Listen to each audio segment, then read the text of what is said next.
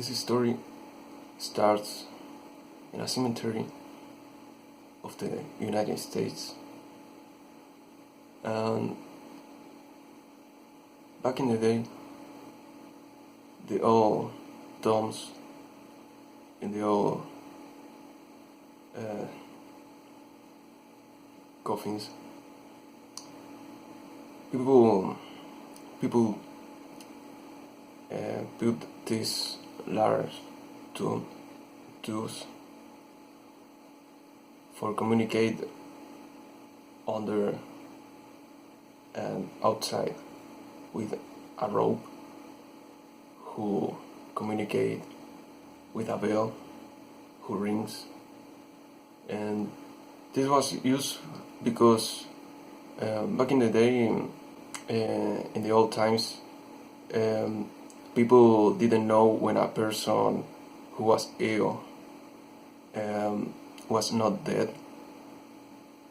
There are some illness who make people feel seems like they are dead, but they are not. Just they are not awake.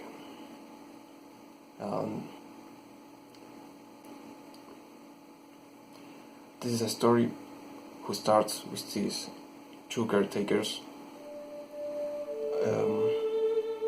who are walking in the cemetery late night of a cold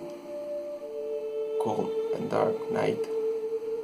And when one of them was walking across a lapid, he can hear the bell ringing.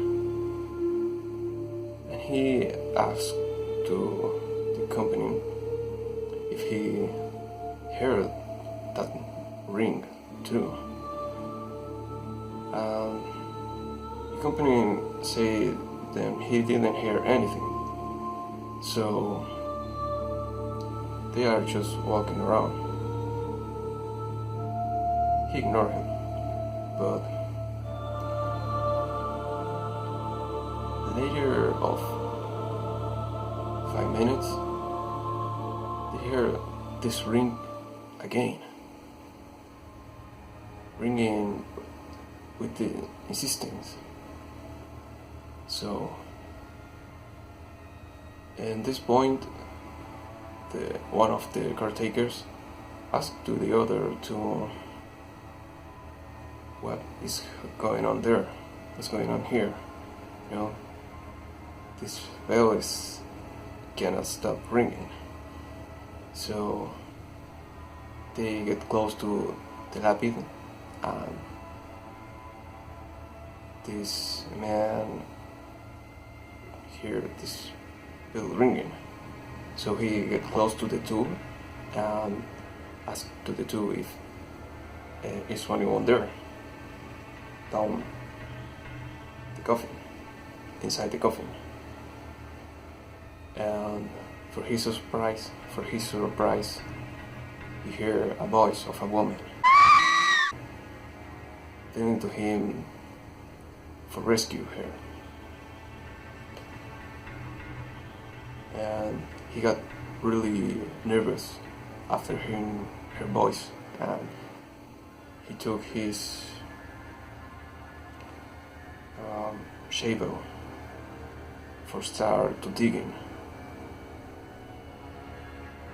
Well, the other of the caretakers shake his head in disapproval with him, saying that there is nothing to do there. And his friend, his company, asked nervous why he's hearing a voice of a woman. Why they didn't gather to help her. And well, he calmed down him. He put his shovel down, and he said, "Do you read what is right in the lapid?" This woman had died in the 1989. You know, it's like 30 years later now. So whatever is down there, that will don't never going here out.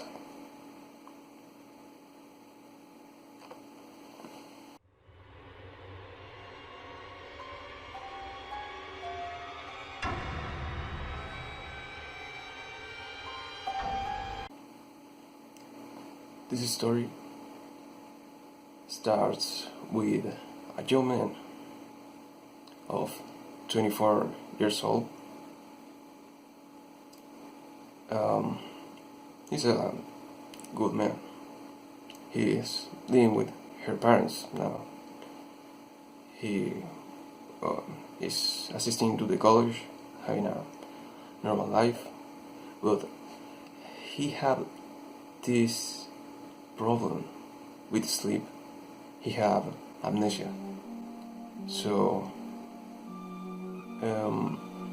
it's really difficult to him fall asleep all days, and he get really nervous because he didn't sleep nice, and he's in his bed moving here and there, shaking his head, really frustrated because for whatever he tried to do, watch TV, read a book, there's no enough. He can sleep, you know.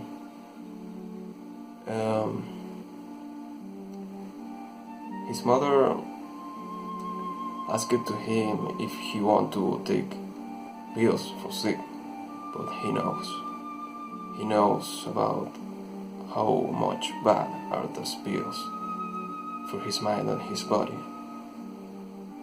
So he didn't take pills or whatever. So ending this night very late, like 2 a.m. he was lying in his bed like as usual, and seeing the floor, the walls, seeing the ceiling, thinking about things of his life, his friends, his girlfriend, and problems, in the college. His teacher never approved in one assignment, but doesn't matter. What matters is he can sleep.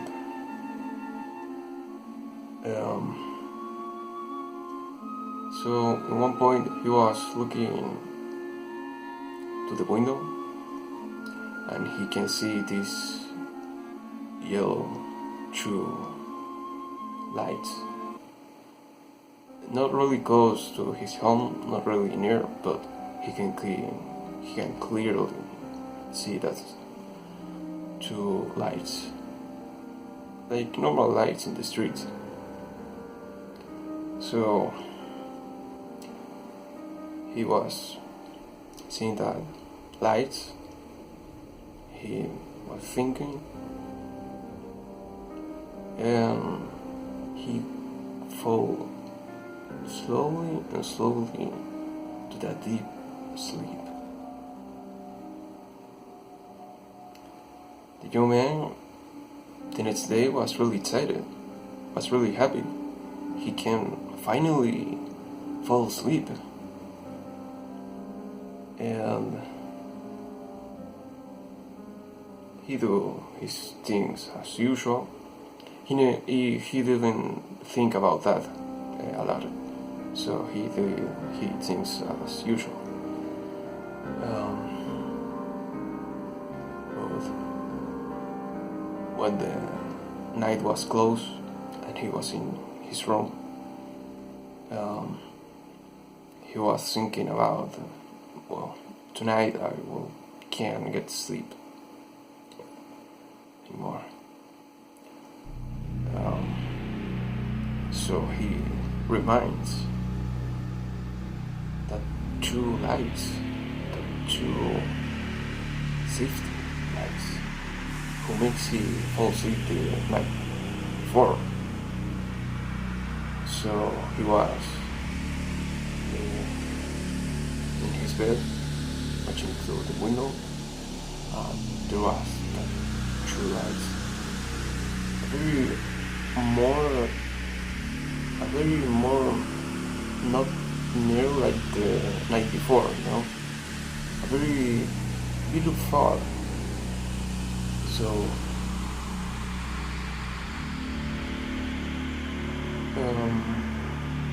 he was looking at these lights, asking to himself, wow, there's a little more far, but it doesn't matter. He was thinking about things as usual, or he fell asleep again. Then the next day he was again really happy and really excited because he can sleep again. And in his routine, he was looking at the window when the night come, and he was in his room looking. He was lying in his bed again, looking into the window, waiting to finally look at us, that two lights. But there's, I think, the two lights was not there. So he get really confused, he really surprised, and he get up of the bed and he get close to the window. He get there watching to where are lights, the night before, and the light was there. The night before was really little far, but the lights was there. He knows if I didn't see that lights, I can sleep again. So he got to see close his near houses of his house, wanting to locate that two lights, but there's no one light. There was a light really far, but really far of his neighbor, a really far street flight. So he get really confused, but in a moment he started to think, and he looked down to the window, and he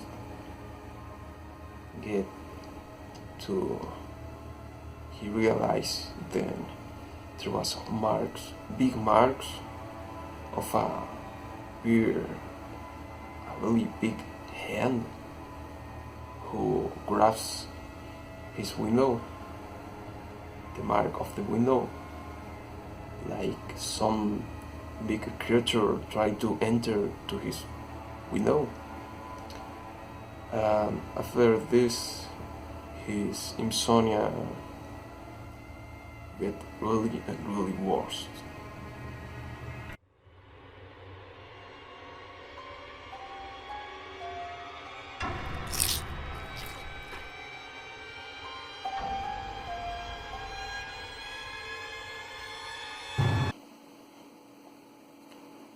This story starts with a little kid, like 4 years old, who are playing in his garden with ants.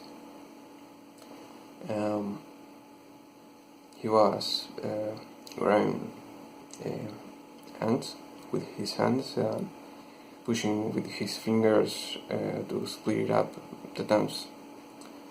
So this kid have this father who have this peculiarity. He saw his son killing the ants, and he said to him then he gotta to eat that ants who he killed. He argued, what you kill, what you eat. So this kid got to eat that ants with tears in his eyes, and the years passed, and nothing more happens with his father, and at the age of 7 years old, he was playing with an arrow and a bow in his backyard, and he was shooting to the air like to nothing, and he saw a bear feeding around. He was really bored, and so he looked to the bear and he shot to the bear. So the bear fell to the floor, and there's nothing happened, but there was his father in his house, and he looked to the window and he's seeing that bear with his finger and saying to his son to enter to the house. So he grabbed that bear, he entered to his house, and he was remembering what he lives in the past, but he didn't think a lot of that. But for his surprise, his father grabbed him from his back and said, you know the tradition, what you kill, you eat. He starts to cry a lot, and saying that he didn't want to do that, but his father didn't give him more options. He only said, you know the tradition, what you kill, you eat. So he didn't do nothing. He threw the beer in the floor and run a little, but his father grabbed him again and said, no, you got to eat this. And he get to puke naked this beer, and you know how this beer seems in that form,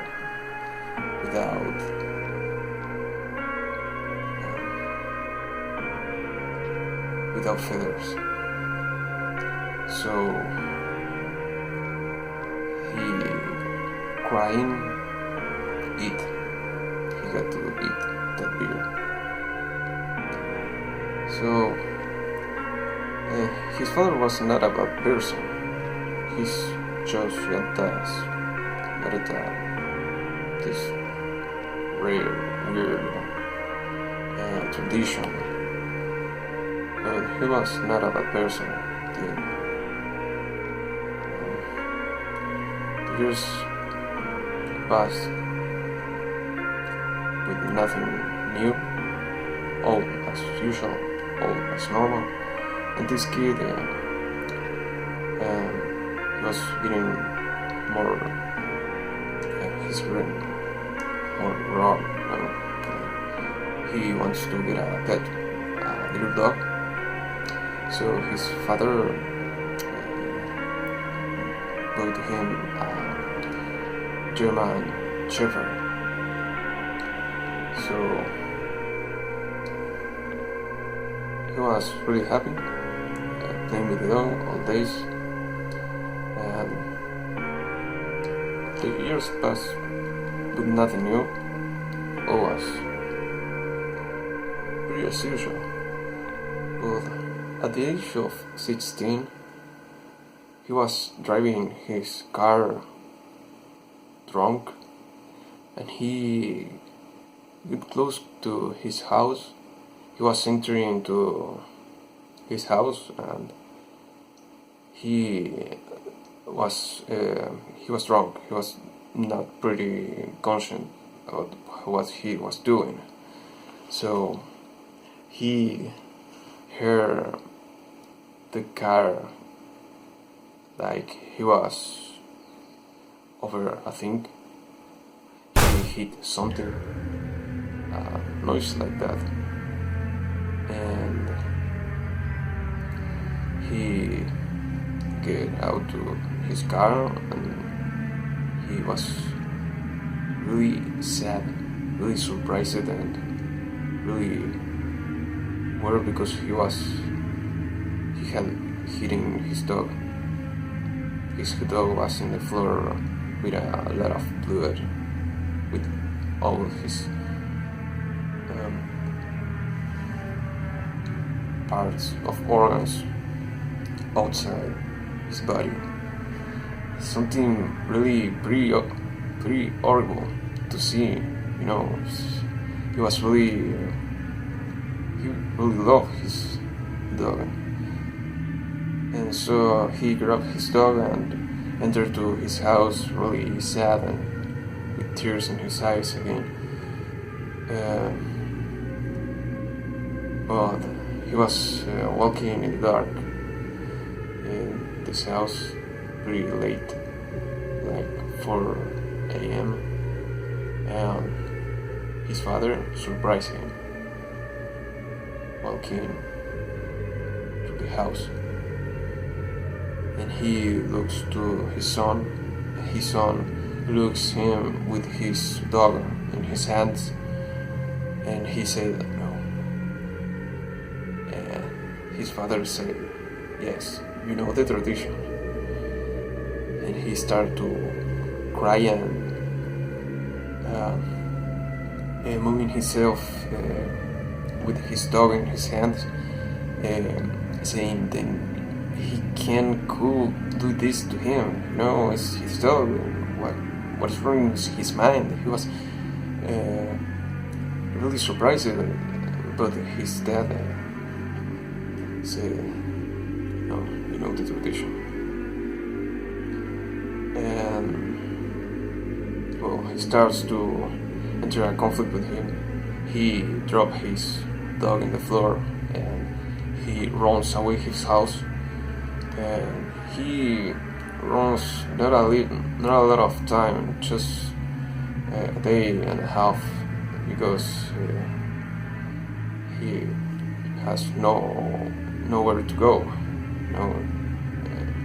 He has no other place to go. So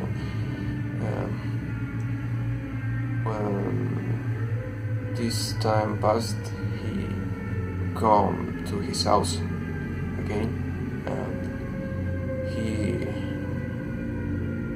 for his surprise, that was his father waiting for him with his dog, naked and cooked, in the middle of the table of the kitchen. And his father said, "You look hungry. Come, here's your dinner." And the young man starts to get violent because he was really pissed off by this situation. He starts to get a discussion with his father, but he can't do anything. He got to eat his dog.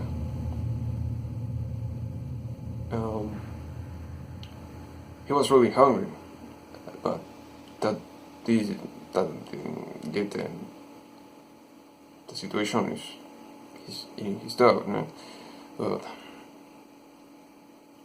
he vomited the parts of this dog, and he was covered in blood. All the floor was covered in blood.